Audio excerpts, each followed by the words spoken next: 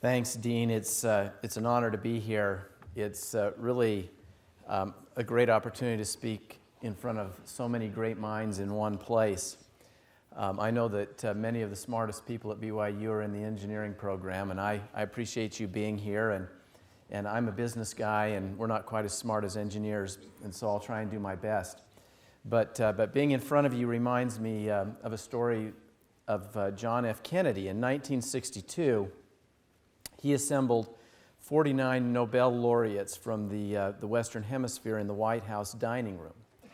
And to this very illustrious group, these Nobel laureates, he said, "I think this is the most extraordinary collection of talent, of human knowledge that has ever been gathered together at the White House, with the possible exception of when Thomas Jefferson dined alone." And I think there's obviously a lot of truth to that. Thomas Jefferson was one of the greatest leaders of our country, one of the founders of our country, and in many respects represents what we would want to look for in a leader. And of course, I was asked to speak to you about the importance of developing leadership skills, and the dean has made it clear that this is a real emphasis of the school, and I think that that's good. And I hope that you soak in as much from as many leaders as you can. Really good leaders are scarce, and every leader can improve.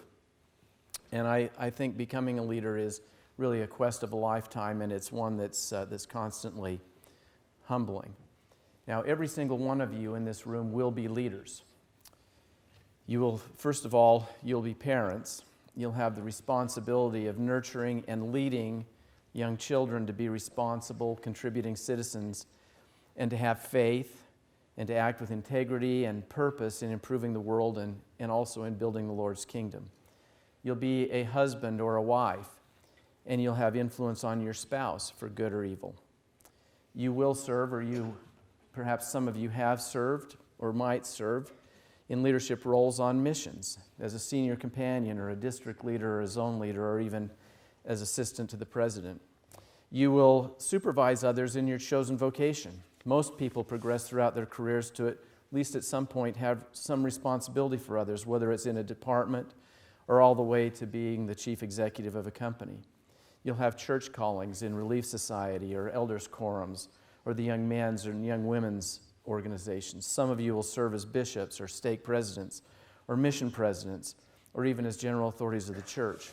In other words, every single one of you is going to have an opportunity to be a leader in your life. And so I'd like to share some thoughts on things that I've learned about being a leader. Obviously, there's much, much more that can be learned, and hearing from me is just going to be one perspective. And as I said, you should talk to many others. Now, I want to put this whole idea of leadership into perspective for a little bit. I was in last December. I was in Japan. We were actually picking up our youngest son, who had just completed his mission there. And he and his brother, and I'm going to embarrass them today. I always try to embarrass my children a little bit when I give a talk, which makes them angry to no end. But it's kind of fun for me. But anyway, I was talking to my two sons, and one of them had a question about marriage and how you really could make the decision to choose a spouse. And I noted that's actually a very important decision. Many people who come and talk to me and that I've talked to over time, they worry about who their daughters are going to marry. And I always tell them, of course I worry about who my daughters are going to marry, but I worry much more about who my sons are going to marry. And that's always kind of surprising because people worry about their daughters getting married to somebody who might be abusive or who's a creep or something like that. And I certainly hope that my daughters don't end up marrying people who are creep. My oldest daughter definitely married a very fine young man, and he actually is an engineer, and that's one of the things that makes him fine. But he really is a great young man, and then I have a daughter who's not married yet, and I hope that she marries well. But if she happened to marry a creep, there's always a chance that she could get out of that. And what I don't worry about is that she's been taught good values and that she's going to raise her children up to have good values. I worry about who my sons marry because to a large extent that spouse is going to have the largest overall influence on my descendants. And then I talked to my sons and I said, if you think about it, if you think about my life, and as you get further along in your career, you start to think about what legacy you're leaving in the world and so on. And I said, I've had what most people would consider a successful career.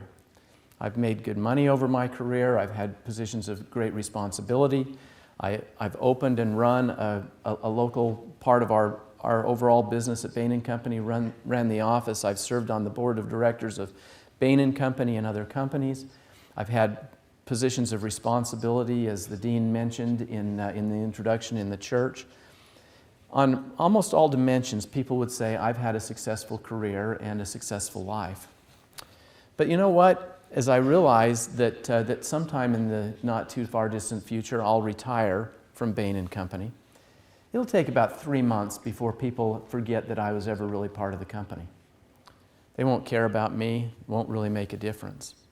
You think about it, that's the way it is for most people, and most people who end up in positions of responsibility. It doesn't matter whether it's in the church or business. Do you know who the CEO of IBM was in 1955? That was a seminal time for IBM, but I wonder if any of you could name the name of that person. I wonder if you could name 3 members of the Quorum of the 12 in 1955, and whether any of them have had any influence on your life.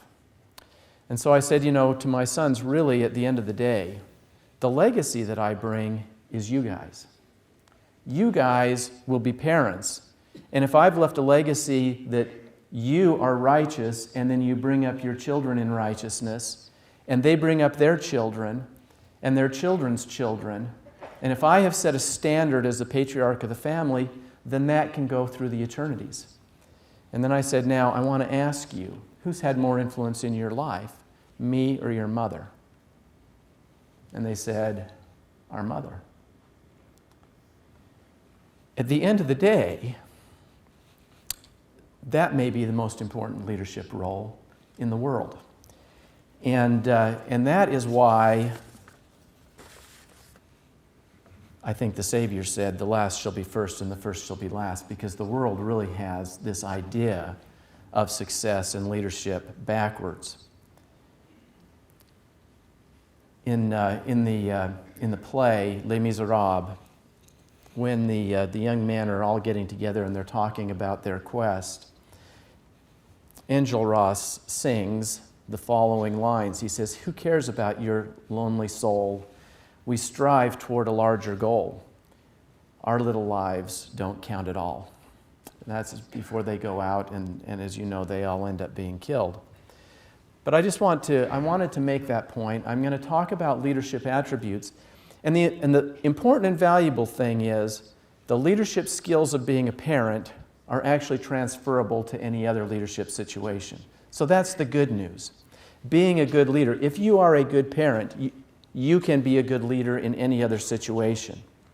And so let's talk about some of those a little bit. Most people, when they think about leadership, they kind of think about it like this. Isn't that how you think about leadership? That's kind of how I thought about leadership. And after I had been working at Bain Company for a little while, I became a manager. And instead of just being a consultant who was working for a manager, who was working for a partner, and so on, I became a manager. And I led a case, and I held some case team meetings, and I gave the inspirational speech.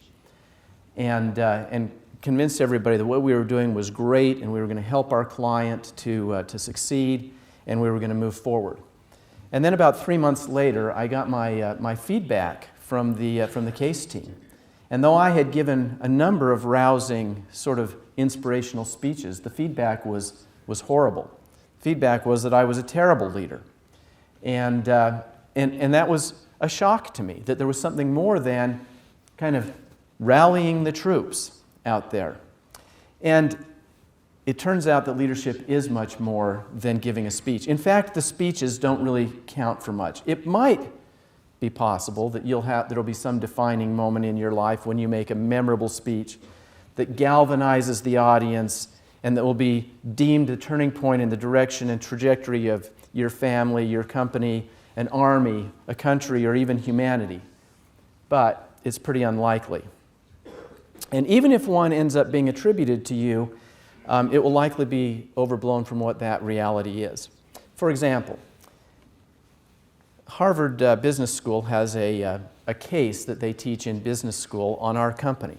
And it talks about a time that was a difficult time in the history of our company. And the chairman of our company, a woman by the name of Ira A, at one of our company meetings gave a speech which is now widely known as the True North speech. And it basically was a speech that said, you know, we're having difficulty, but we have some fundamental values and we need to be true to those True North values. And the text of the speech was a great text. And it has become a part of our lore. The fact is, I was at that meeting. I heard Arit's speech. To be honest with you, she kind of was slurring her words. She didn't speak very effectively. The speech was not stirring at all at the moment. But the text of what she had and the fact that she was a leader in our company, and then there were board meetings saying, you know, what do we need to set up as our values, that idea of True North came out. And today, it's a legendary speech where we all presumably kind of rose up, shook our fists, and cheered that we were going to go forward. The truth was nothing like that. But now it's become part of the legend.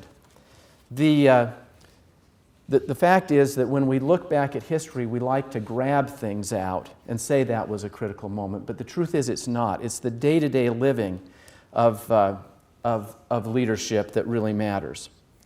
So it's about attributes. It's about how you interact with people on a daily basis that really matters. And so what are some of the attributes that you should develop? Again, as I said, there's many, many attributes, and you should study this throughout your life. It's really valuable. You should study great historical leaders, people like the Savior, the prophets, presidents of the country such as George Washington, Abraham Lincoln, founders of the country like Thomas Jefferson, Winston Churchill, Gandhi, others. What I'd like to cover today, however, is just 5 things that have been important to me and that I'd like to share with you and that hopefully you might remember. The first one is your natural instincts are almost always wrong. That how you react to any given stimulus is almost always wrong, and that you have to learn to overcome the natural man. In fact, I think that maybe the best single advice for leaders is this: for the natural man is an enemy to God and has been from the fall of Adam and will be forever and ever unless he yields to the enticings of the Holy Spirit and putteth off the natural man and becometh a saint through the atonement of Christ the Lord, and becometh as a child, submissive, meek, humble, patient, full of love, willing to submit to all things which the Lord seeth fit to inflict upon him, even as a child doth submit to his father. You know, there's so many things in our lives that teach us to follow the natural man. I was listening to National Public Radio one day, and there was a researcher being interviewed who had published some research. And in the United States, it actually turns out that there's been a pretty significant decrease in homicides over the last couple of decades. But remarkably, there's one category of homicides that has been increasing, and that is spousal homicides. That's a husband killing his wife or a wife killing her husband. And this person was talking about, you know, how it works, and she had a hypothesis. She said, you know, one of the problems that's happening in our society and in our life is that we kind of pick up everything that we know and the way that we act and do by what we see in the movies. And she said, you know, you've seen in the movies where somebody holds a gun on somebody else and then the other person says, look, you just don't have it in you to kill me.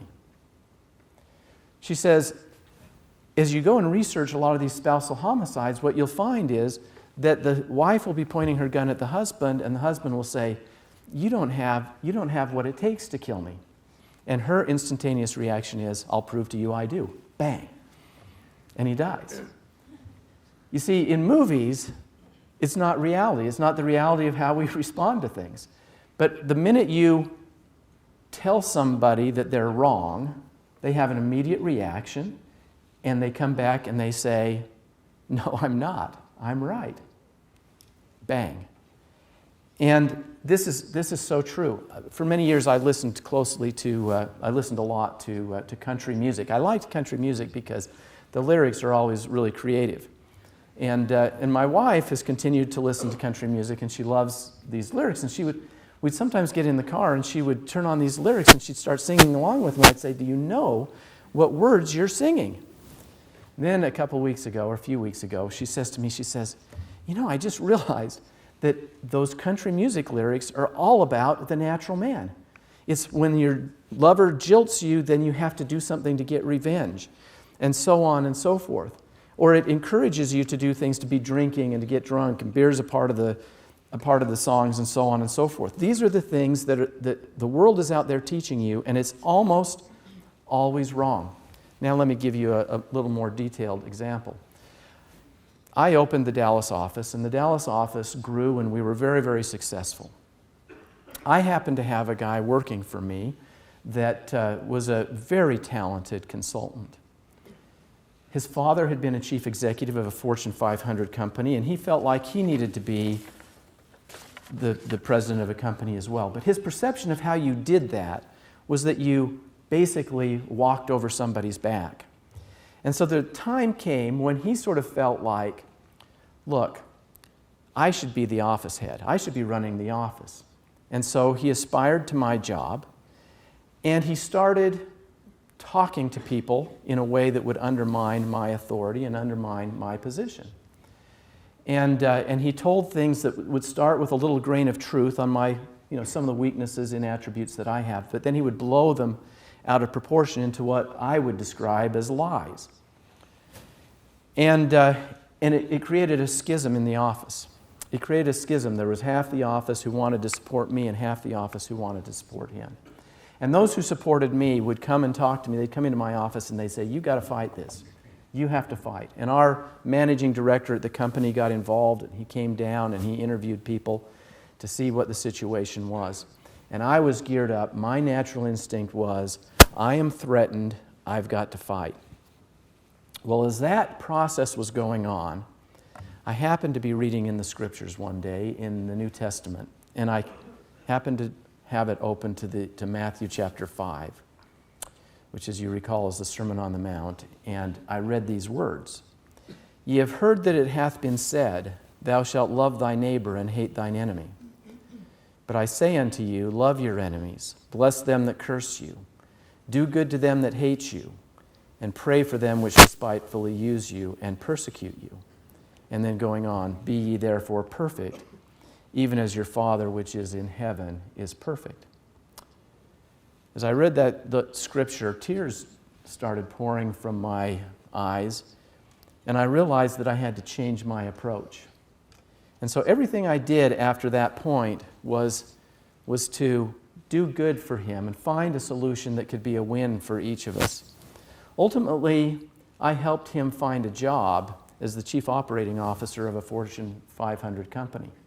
He ultimately became the president of that company, and he's gone on to be the chief executive of a number of other companies. He's made fabulous amounts of money.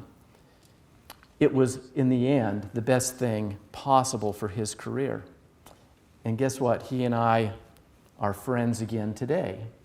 And we get together for lunch on a periodic basis. We exchange Christmas cards, and so on and so forth. That was a moment that I think could have destroyed my life, my career, my leadership. But doing the right thing, doing the thing which was actually the exact opposite of what the natural instinct was the right thing to do. President Hinckley once told the story of Oliver Cowdery. He spoke of Oliver Cowdery, who, as you know, had great opportunities, but he turned and began to look through the wrong end of the lens. He found fault. He complained. His calling shrank. He diminished his priesthood.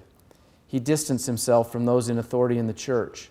Gone was the voice of persuasion. Gone was the power of the priesthood of God, which he once held and magnified. For 11 years, he walked almost alone, without friends. He walked in poverty and in sickness.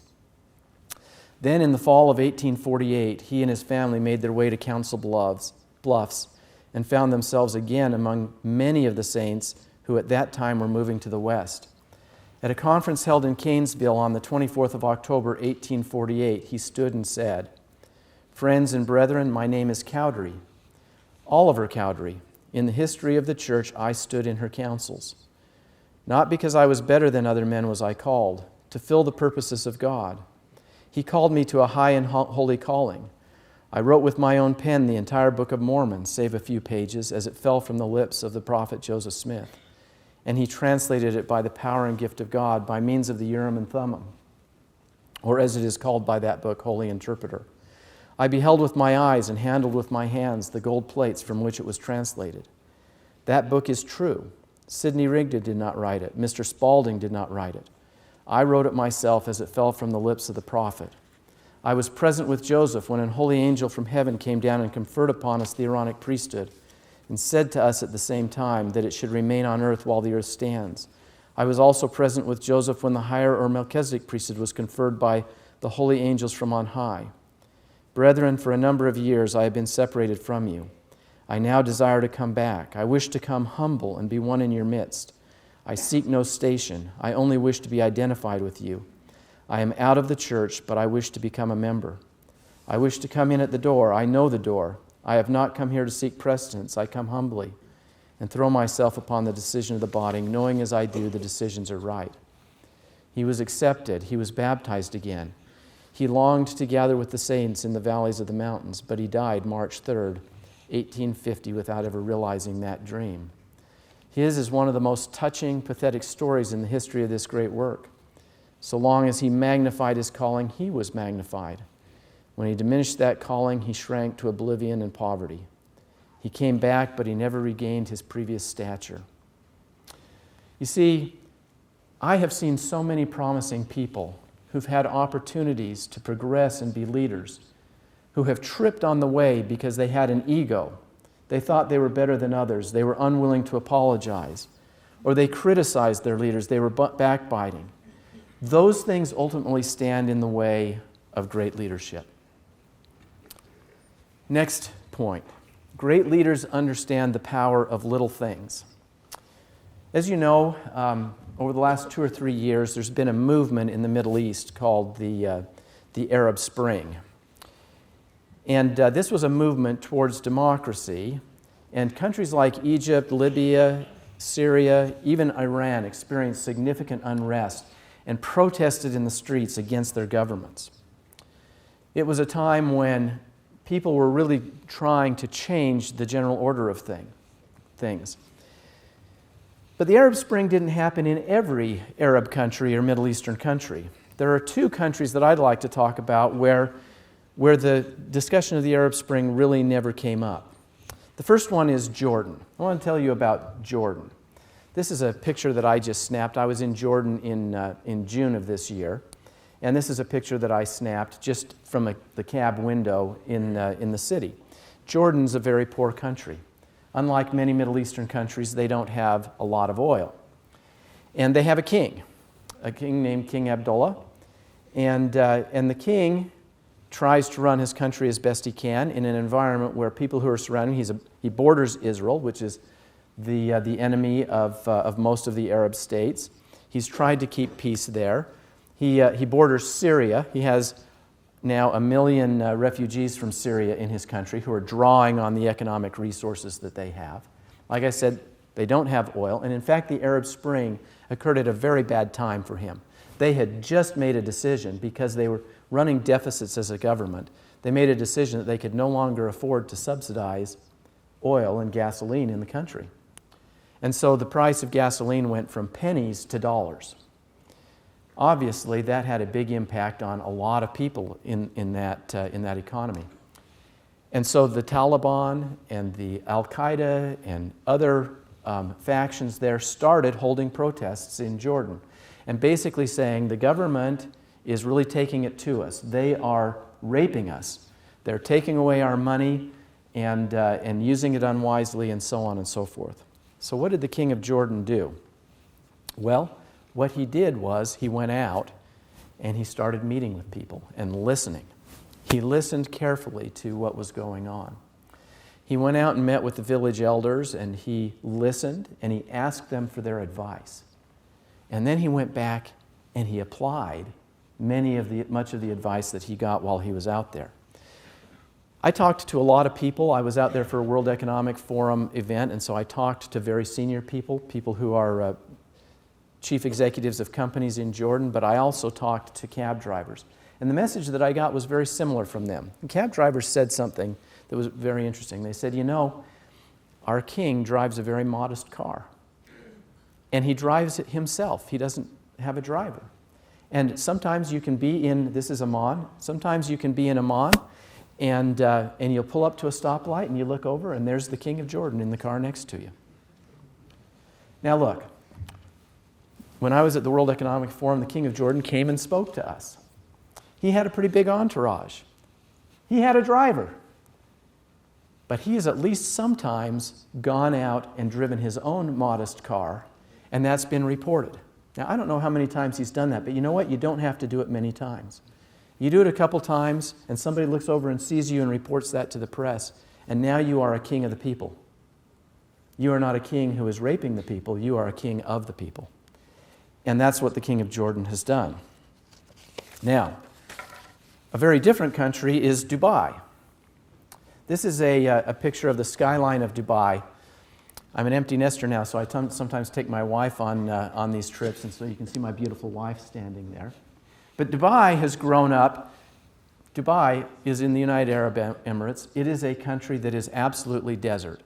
You go 5 minutes out of Dubai, and it is nothing but 40-foot high sand dunes. It is really, if you wanted to describe a godforsaken place on earth, you'd describe Dubai. And yet it's become a giant success story. It is now a city of 3.5 million people, 90% of whom are foreigners. Only 10% of the population of Dubai is actually Dubai residents. Now, it's an architect's dream, and for those of you who are engineers, if you ever want to get a great engineering job, go to Dubai.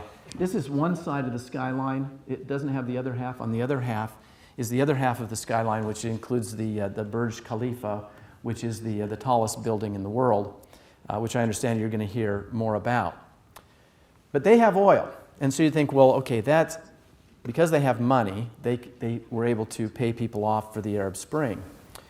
But actually, some years back, Sheikh Mohammed, his name is Sheikh Mohammed bin Rashid Al Maktoum, who's the Emir of Dubai, meaning he's the ruler of Dubai, and also the Prime Minister of the United Arab Emirates. So that would be like he would be the governor of Utah, or even more directly, if Utah had a king, he'd be the king of Utah and the president of the United States. So that's the position that he holds. And he made the decision that he wanted to diversify their economy, and so he made a bunch of policy changes that made it a free trade area. And then he got the city going, and it's a really dynamic city. In the city, there's a hotel here that's called the Burj Al Arab. It's another architectural wonder there. It's made to be in the shape of a sail, and it sits out on the ocean, as you can see, across a little causeway there. And my wife and I had the chance to go have lunch there. And after lunch, we came out, and we had a driver there, and he was going to take us actually outside of the city to show us the sand dunes and so on. And so we went out there and saw our driver, and our driver said, before we take off, I want to point something out to you. And in the circular entryway to the hotel there was a vehicle. This was the vehicle here. You can see there's a hotel employee standing in front of it. If you look at the license plate, you'll see that it's the number 1. And the driver said, that is the vehicle of Sheikh Mohammed. Everybody knows it. Everybody knows that's his vehicle. He drives it around. It has the number 1 on it. And he said, if you stay here for a few minutes, it's possible that he could come out. And you can talk to him. He'll talk to anybody. In fact, there was one time he was going to a meeting, and a woman just came up to him, and she had some gripes, and he talked to her for 30 minutes. And he was late for his meeting, but he'll talk to anybody. So if you want to stand around, you can talk to him. So my wife and I, we didn't stand around. We decided we'd take a few minutes, and we went off to the side of the hotel and took some pictures. And we came back, and just as we came back, Lo and behold, there they were walking out of the hotel. So I grabbed my phone and I quickly got it turned on just in time to see them getting into their car. But this is Sheikh Mohammed right here. He's not getting into the driver's side on this car, so he's actually being driven, and there's 3 other people with him. But there was really no more entourage than that. There wasn't a lot of security standing around with things in their ears and everything else.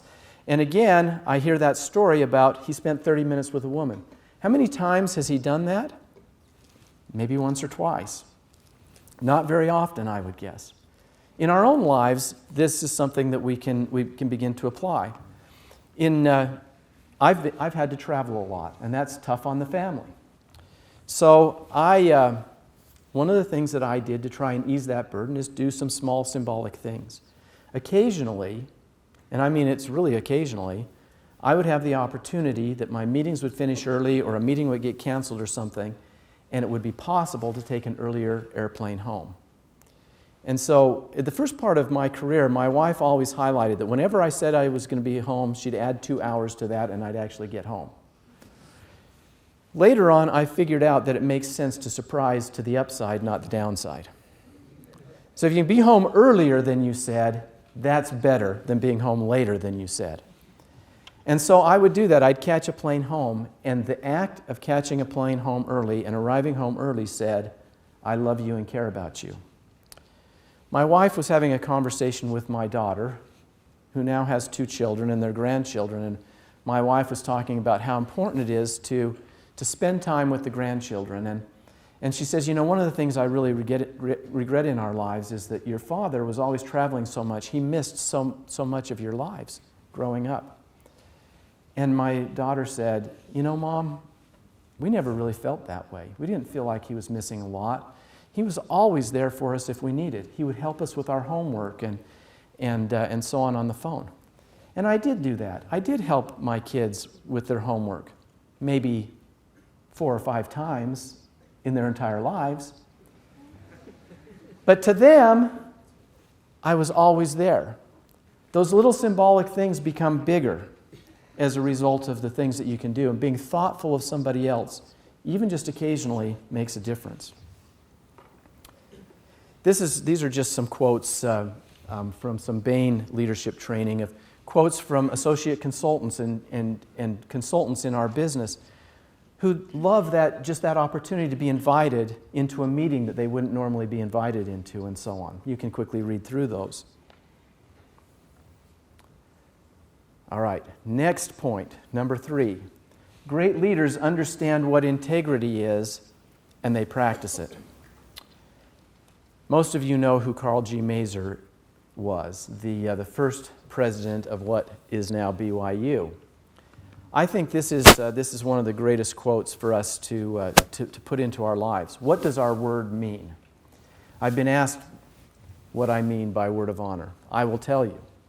Place me behind prison walls, walls of stone ever so high, ever so thick, reaching ever so far into the ground. There is a possibility that some way or another I might be able to escape. But stand me on the floor and draw a chalk line around me and have me give my word of honor never to cross it. Can I get out of that circle? No, never. I'd die first. I think this is what integrity is all about. You set your standards and then you live by them. I'd like to share with you, at Bain Company, we have a set of operating principles. This is probably, for some of you in the back, maybe even with this big screen, too small to read. But we talk about results and teamwork and professionalism, and we have standards that we live by. And we provide upward feedback to our leaders as to whether they are abiding by those things. And people are compensated on whether they actually live by the operating principles that we live by. Being true to our operating principles and having a set of operating principles that are in fact aspirational has meant that Bain Company has been named by Consulting Magazine as the best consulting firm to work for now 11 years in a row. We are consistently on Vault and other lists of the best companies to work for in the world, or the best companies to work for in the country. Or you go to Japan or to Korea or to Indonesia, we are on the lists within those countries of the best companies to work for. Why is that? Because we have a set of operating principles we believe in, and we live by them, and it's very important to do that. And so our company's grown, and it continues to grow faster than our competitors, and so on and so forth. I believe much of it has to do because of that. Next one is that great leaders understand how to use their own personal style, and they complement themselves by surrounding themselves with individuals not like them. One of the great things that I've learned over time is that there is not one set model for leadership styles. There are many different leaders, and they have very different styles. And there are tools that you can use to figure out your style. There's a thing called the Myers-Briggs program that you can look at and figure out whether you're an ENTP or an ENTJ and those kinds of letters and so on and so forth. I'd like to just share with you one simple framework for thinking about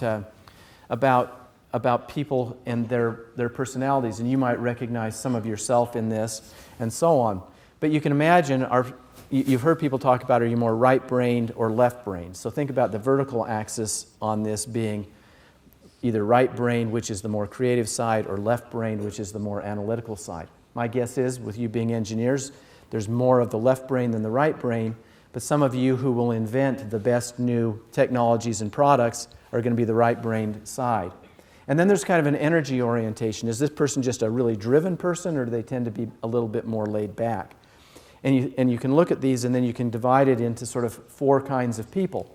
The controllers. The controller is the guy that just has to win, and he has to control every element of the situation. When we work with CEOs, there are a lot of CEOs that tend to fall in this controller category. And if you go into that chief executive and you say, here's our recommendation of what you do, he will automatically not accept that recommendation because it's not his yet. He has to control it. But if you go in and you say our recommendation is sort of this one, but let's put an option that's to the left of it and an option to the right of it, and he now has the choice amongst the options, he'll always choose that middle option. That's just how controllers work. When you learn that, you can do a lot in terms of influencing people. But they need that choice. The controller has to have the choice because it has to be theirs. On the other hand, there's people who are analyzers, and they're not so much decision makers. They sort of get caught up in analyzing things, and sometimes they can get analysis paralysis, and because everything has to be just right. There was an engineer in our stake who joined the church, and he was an investigator for like 4 years because he had to get every single question that he had about the church answered before he felt like he could be baptized.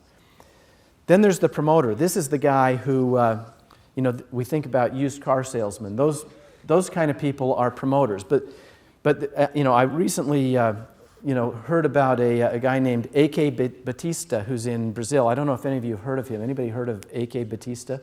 A few of you. This is a guy who announced to the world that he was going to become the richest man in the world. And he went out and he was able to promote all these deals in oil and gas and so on in Brazil. And in fact, he rose to be in the top 10 richest men in the world, worth $30 billion. And in the last 2 years, his entire empire has crumbled down. All the things that he promoted have crumbled down, and today is worth less than $1 billion. And some people consider it to be the greatest loss of wealth in the history of the world in such a short time. But he's an unbelievable promoter. Even today, he's out there trying to promote his next big scheme. Unfortunately, behind his scheme, there's not much solid support there. And then there's the supporter. This is the person who's actually quite creative, quite empathetic, and who acts as a great mentor. This is the kind of person who puts their arm around you and says, I'm going to help you through your career. They're good mentors. Now, in my stake presidency, I'm sort of the controller in the stake presidency. I have a counselor who is quite an analyzer. He's a risk guy at ExxonMobil. He's the head of their risk process, and so he's a very analytical and fairly risk-averse guy. My second counselor is a supporter. This is the guy that, thank heavens, we have him because he puts the soft face on our stake presidency. And where I'm sort of the hard guy, he's the soft guy. That works really well. Our high council member over missionary work is a promoter. Former mission president in Las Vegas. And let me tell you, that was the right place for him to serve as mission president. He's just terrific. But you need those things around you. Now, I just want to play you a little clip here showing you what a promoter looks like. All right, last point, and I know you all have to run to your next classes, but the last point I want is that great leaders are empathetic. This is a very important point. You have to care about your people. I mentioned that I got bad scores, and the reason was that I thought the inspirational speech could do it. But what I needed to do was I needed to understand my people. I needed to appreciate them. My mission president, when I went on my mission, handed out Dale Carnegie's book, How to Win Friends and Influence People. He handed that to every missionary when they first arrived, and that book has had a dramatic influence on my life, and I recommend everyone read it because it includes principles like don't criticize, condemn, or complain. Give honest and sincere appreciation. Be genuinely interested in other people, and talk about your own mistakes before pointing out other people's. That is a great book to read and will really help you. And then I've got just one quick humorous clip which you'll want to watch on empathy.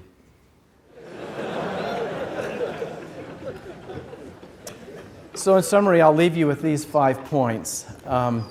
You'll have opportunity to use these skills and you can start today. You really are some of those held back for these days, and there are great expectations for you. I am confident that you'll fill your greatest potential. Let's go out and do it. Let's become the leaders of the world. And I say that in the name of Jesus Christ. Amen.